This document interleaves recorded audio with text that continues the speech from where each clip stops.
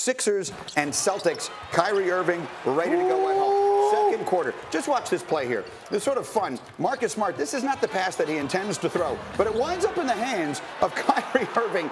And almost anything that wound up in Kyrie's hands last night winds up in the bottom of the net. He had 23 points, 10 of 15 from the floor, and 5 rebounds in the first half. Now we take it to the fourth quarter. With under 7 minutes to go, the Sixers are holding on to a 2-point lead. And watch Jimmy Butler here. Now, Ben Simmons, I'm going to give you a statistic after this ball goes in. Ben Simmons is going to pick this up and knock it down. That is the longest jump shot of Ben Simmons' NBA career. 22 feet. Sixers a 4-point lead. Later, under 5 minutes left, Sixers down 1. They're running. And look at Joel Embiid. That's my MVP. Getting back and playing D. Swatting that out of there. Sixers still down by 1. 30 seconds to go. Embiid. Do it with the Euro step. He would score 34 points. 16 rebounds. Sixers up 1. Under 2 minutes to go. Celtics down a point. Irving working on Jimmy Butler. Jay, he was very effective when playing against Jimmy Butler last night. He is the best in the game at changing speeds. And watch the defense inside here from Jason Tatum saying, get that out of there. So the Celtics hold on to the lead with 30 seconds left, though the Celtics are down 2 when they need a bucket, and when they needed one, they go to Kyrie. Uncle Drew at his best right here, baby. One-on-one, he goes. He's the best at getting his own shot and finish. He was 5 for 7 when defended by Jimmy Butler in regulation. This one would wind up in overtime. And with 2 minutes left in overtime, Kyrie Irving just took over the game. These 2 consecutive possessions here basically are the game. Just watch the rings. Watch Kyrie looking for the 3. Knocks that one down. And then 30 seconds later, Celtics still up 1. He does it again. Well, once again, in transition, you got to get up on him. He has a heat riser. But also, Joel Embiid, you have to be up on those screens at that juncture of the ball game. That one's a dagger. Kyrie, 40 points, 10 rebounds. Celtics win a good one, 121-114. Well, I told my teammates, I came in the locker room, I said, man, my family's here to watch me play. I got like 20-plus people from my family here, so I'm acting up. Like, you guys have no idea. Like, I'm so excited. It's just so much fun. It's just competition at its highest. I mean, I love going against the best, so it's not too often you get to do that in the regular season, especially on a holiday like Christmas. It's great. I felt like I could have done more. I didn't get the ball, or the ball didn't find me in the fourth and in overtime. So in those situations, I got to show up, but then also I got to be put in the right situations to be able to help the team. And I felt like I wasn't in the right situation, so I felt like I could have done more. We lost. I put this heavily on me because I know I could have done more. Okay, that's what I want to talk about. Obviously, Kyrie was great. Celtics get the win.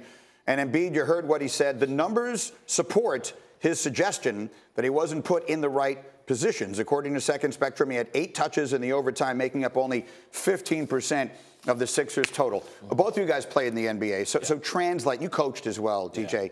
Translate those comments from Embiid as you hear him say, I need to do more, but I need to be put in a position to do more. What is he saying? He's telling Brett Brown, get me the damn ball. That's it. I mean, he shot 10 for 17 last night. He was playing really well. He was dominating the inside, and they had to find a way to get him the basketball. But it's not just Brett Brown's opportunity there. Ben Simmons has to do a better job. Jimmy Butler has to understand that, Joel Embiid's hot. Let's get him the basketball best chance we can, and that's going to help us win this basketball game. This game should have never went to overtime. J.J. Redick was 5 of 16 from the field. J.J. Redick had a great look at the end of regulation. But Ben Simmons doesn't really talk a lot. He's not an overly communicative type of guy. If Joel Embiid is dominating because Bane wasn't playing in this ball game, right? That's the shot that J.J. Redick got. That's Redick's shot that would have won it, yep. That doesn't even need to happen. Yeah. You give the ball to the guy who has 34 and 16 in the game and let him expose the one weakness of the Celtics. It didn't matter who was trying, if that was Al Horford, if that was Tyus, anybody. Nobody can guard Joel Embiid down low on the block. That's where he had his bread and butter. That's where he needed to get the ball. I know that I'm a broken record here because I picked them to win the East and I picked him to be the MVP, so I know that I've been harping on this a lot the last couple of weeks. You may be getting tired of hearing me say it. But the reality of it is Embiid has clearly, from the minute they got Jimmy Butler, not been satisfied with his role. Does he have a point? Yes. 100%. I mean, he's a guy that, and Jimmy Butler is spectacular.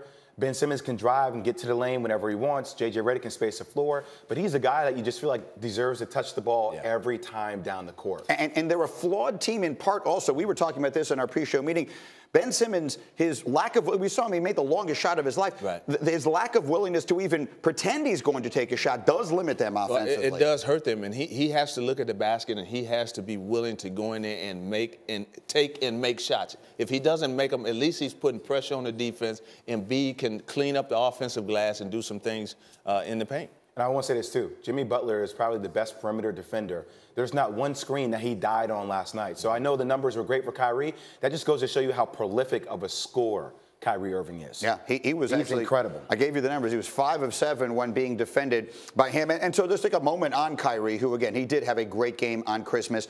And when he has the ball in his hands, hey, look, you've seen it up close and personal. I've seen it for 4 years. I mean, this guy, takes and makes big shots. I mean, he got me the 2016 NBA championship ring by making a one-on-one shot against Steph Curry on that wing in Golden State to help us win Game 7 of that finals. And I've seen him do some amazing things, and he's just an all-around great scorer. I said it last year in this program, and I am sticking with it. I am still taking the Boston Celtics to beat the Golden State Warriors in the finals. They are coming. I know the 76ers are good. Toronto's good. A lot of good teams in the East. Milwaukee's great. But the way they play, if they learn how to just who cares who scores? Kyrie made those comments. Who cares who scores? We score. We just need to have that translate to the defensive end. They are that talented of a team. Yeah, he's been saying it since the finals ended a year ago. I know Jalen agrees with you as well, at least that the Celtics are the team to beat in the East.